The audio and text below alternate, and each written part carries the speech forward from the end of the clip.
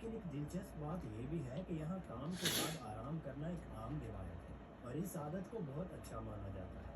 खास तौर पर दोपहर के खाने के बाद लोग थोड़ा सा सो लेते हैं, जिसे यहाँ सिएस्टा कहा जाता है। ये रिवाज आमतौर पर छोटे शहरों और देहातों में ज़्यादा नजर आता है। स्पेन में इस्तेमाल होने वाली करेंसी यूरो है, जो पाकिस्तानी 290 रुपए के बराबर है।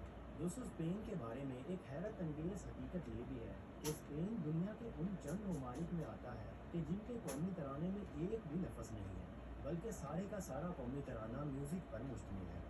अब आते हैं ज़ुबान की तरफ। क्या आप जानते हैं कि स्पेनिश ज़ुबान सिर्फ स्पेन में ही नहीं बोली जाती, बल्कि दुनिया के 20 से भी ज़्यादा मुल्कों में ये ज़ुबान बोली जाती है। और एक अंदाजे के मुताबिक दुनिया भर में तकरीबन 580 मिलियन लोग स्पेनिश बोलते हैं। इस तरह ये दुनिया की बड़ी ज़ुबानों में से एक है। इसकी दिलचस्प बात यह है कि अगरचे उर्दू और स्पेनिश ज़ुबान बिल्कुल अलग है, लेकिन इनमें कई अल्फाज एक जैसे हैं। जिस तरह उर्दू में हम कहते हैं मेज़, स्पेनिश में उसे मेज़ा कहा जाता है। उर्दू में हम टेलीफोन कहते हैं और स्पेनिश में उसे टेलीफोनो कहा जाता है। उर्दू में हम कमीज़ कहते हैं और स्पेनिश में उसे कमीज़ा कहा जाता है। इस तरह और भी बहुत से लफ्ज़ मिलते हैं। दोस्तों, स्पेन में पाकिस्तानियों की भी एक बड़ी कम्युनिटी मौजूद है।